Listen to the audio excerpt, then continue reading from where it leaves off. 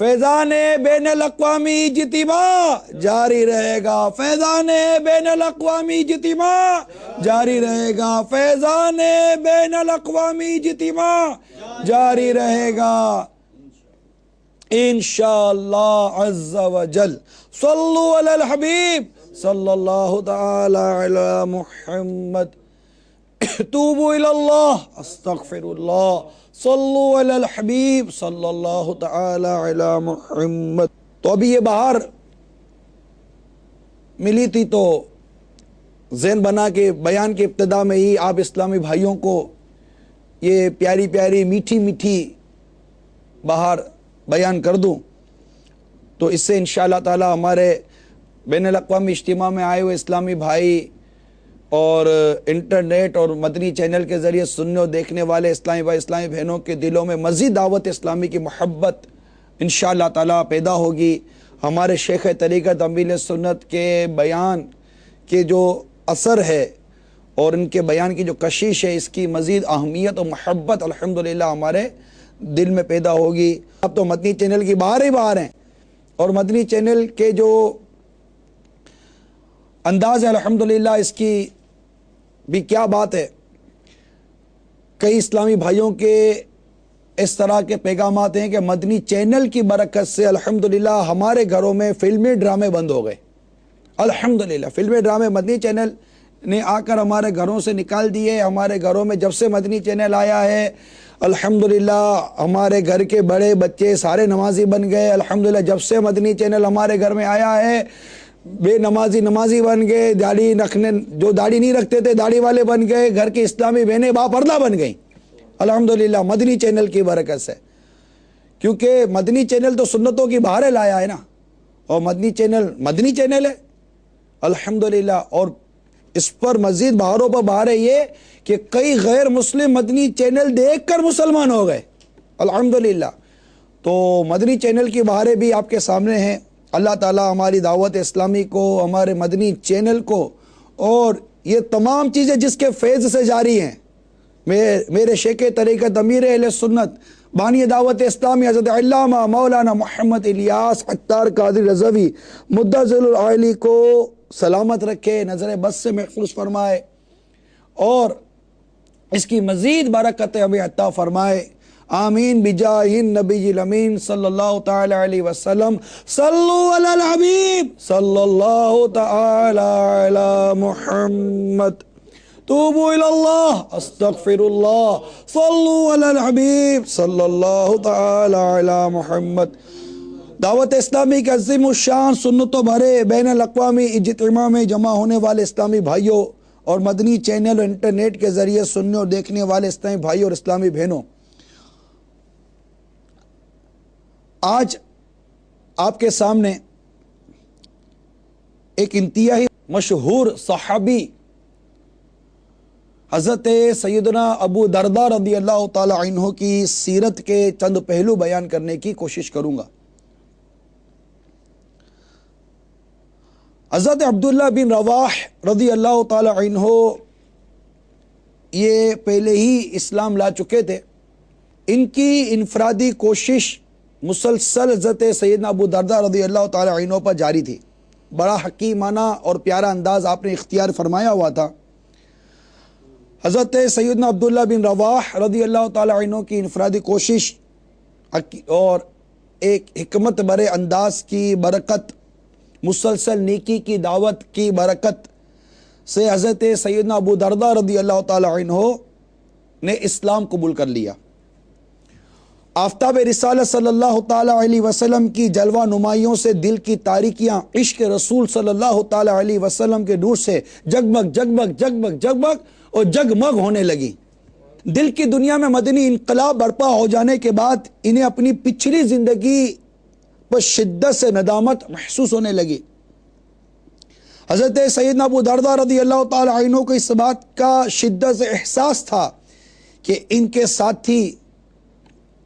احکام شریعت اور قرآنی تعلیمات میں مجھ سے بہت آگے ہیں، اور انہوں نے اپنی جھولیوں میں عبادت، ریاضت، راہ خدا عز و جل میں سفر، تلاوت قرآن مجید اور سجدوں کی کثرت کے ساتھ ساتھ علم و تقوی سے بیش بہا خزانہ جمع کر لیا ہے، اور ان تمام معاملات میں ان کو اپنے پیچھے رہنے کا احساس تھا۔ حضرت سیدنا ابو درداء رضی اللہ تعالی عنہ نے اپنی اس کمی کو پورا کرنے کا پختہ عزم فرما لیا، اور اس کے حصول کے لیے شب و روز ایک کر دیے، علم دین سیکھنے اور قرآن پاک کی تعلیمات کو سمجھنے اور اسے یاد کرنے کے لیے اس طرح لپکتے جیسے کوئی پیاسا پانی کے چشمے کی طرف لپکتا ہے۔ اس قدر ان کے اندر یہ علم حاصل کرنے کا جذبہ تھا۔ چونکہ آپ ایک انتہائی مصروف تاجر تھے، حضرت سیدنا ابو درداء رضی اللہ تعالی عنہ ایک بزنس مین تھے، ٹریڈر تھے، اور اب آپ کے دل میں جو عبادت اور ریاضت کا ذوق و شوق پیدا ہوا تو یہ دونوں چیزیں ساتھ چلنا ان کے لیے کچھ مشکل سا ہو گیا۔ چنانچہ بغیر کسی تردد کے تجارت تو خیر آباد کہہ دیا اور عبادت الہی اور علم دین سیکھنے میں مصروف عمل ہو گئے۔ جی ہاں، اپنے کاروبار کو ترک کر دیا، اپنا بزنس چھوڑ دیا۔ سبب کیا؟ کہ مجھے علم دین سیکھنا ہے، مجھے قرآن پاک کی تعلیمات حاصل کرنی ہے۔ اس مقدس جذبے نے آپ کو کاروبار ترک کرنے پر آمادہ کیا، اور بغیر کسی تردد کے آپ نے اپنا کاروبار چھوڑ دیا، تجارت چھوڑ دی، اور ریاضت، عبادت، علم دین سیکھنے میں مصروف عمل ہو گئے۔ ایک مرتبہ کسی نے آپ سے استفسار بھی کیا کہ آپ نے تجارت کیوں ترک کر دی؟ تو سیدنا ابو درداء رضی اللہ تعالی عنہ نے ارشاد فرمایا کہ میں پیارے آقا صلی اللہ تعالی علیہ وسلم کے دامن کرم سے وابستہ ہونے سے قبل مصروف ترین تاجر تھا، لیکن عبادت و تجارت کو ایک ساتھ چلانے میں ناکام رہا، لہذا تجارت کو ترک کر کے عبادت میں ہمہ تن مصروف عمل ہو گیا۔ آپ نے اس شخص سے یہ بھی ارشاد فرمایا کہ سنو، میرے اس بیان کا ہرگز یہ مطلب مت لینا کہ اللہ عز و جل نے خرید و فروخت کو حرام کر دیا ہے۔ میں تو اب صرف یہ چاہتا ہوں کہ میں ان لوگوں میں سے ہو جاؤں جن کو تجارت اور خرید و فروخت ذکر الہی سے غافل نہیں کرتی۔ یہ ان کا اعلیٰ درجے کا تقویٰ تھا، یہ ان کی اعلیٰ درجے کی ایک مدنی سوچ تھی کہ انہوں نے اس طرح ان تجارتی معاملات کو خیر آباد کہا، اس کو چھوڑ دیا اور عبادت میں لگے۔ پھر ساتھ ہی ان کی جو دنیا سے بے رغبتی تھی، یہ بھی اس چیز میں بڑا تعاون کرتی ہے۔ ہم چونکہ دنیا سے بے رغبتی کا ہمارا ذہن نہیں بنتا، لہٰذا ہمیں چاہیے بہت سارا مال زندگی گزارنے کے لیے، اور چونکہ ان کی جو طبیعت مبارک تھی حضرت سیدنا ابو درداء رضی اللہ تعالیٰ عنہ کی، وہ دنیا سے بے رغبتی تھی، زیب و زینت سے مکمل انہوں نے کنارہ کشی اختیار فرما لی، آسائش کا دور دور تک ان کی زندگی میں نام و نشان بھی نہ تھا، اور کھانے پینے کے معاملے میں اسی قدر اکتفا فرماتے کہ کہتے ہیں نا کمر سیدھی رہ جائے، اتنا ان کا کھانے پینے کا معاملہ تھا۔ اور لباس بھی ایسا سادہ کہ کتابوں میں لکھا ہے کہ کھردرا لباس آپ زیب تن فرمایا کرتے تھے۔ اب اتنی سادگی، زیب و آسائش سے اتنی بے رغبتی، کھانے پینے کے معاملے میں اتنی سادگی، تو اب جب یہ ساری چیزیں نصیب ہوں تو آدمی کم آمدنی پر بھی اکتفا کر لیتا ہے، لیکن جب یہ ساری چیزیں ہمیں میسر نہ ہوں، نہ سادگی میسر ہو، نہ کھانے پینے میں سادگی، نہ پہننے اوڑھنے میں سادگی، نہ رہنے سہنے کے معاملات میں ہماری سادگی کا کوئی تصور ہو، تو اب ہمارا جو انداز زندگی ہے وہ ظاہر ہے کہ وہ جو ابھی ابو درداء رضی اللہ تعالیٰ عنہ کے متعلق عرض کیا میں نے، تو وہ بالکل اس سے مختلف ہے۔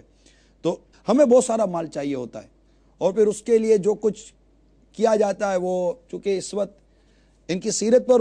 بیان جاری ہے، تو جب اگر یہ ساری بے رغبتی اللہ کرے ہمیں نصیب ہو جائے، اخلاص کے ساتھ، استقامت کے ساتھ، سادگی نصیب ہو جائے، کہ اگرچہ آپ اور ہم اپنی زبان سے تو یہ شعر پڑھتے ہیں، اور بارہا ہمارے شیخ طریقت امیر سنت نے اس شعر کی طرف کئی مرتبہ توجہ دلائی ہے کہ ہمارا یہ شعر اور ہمارا عمل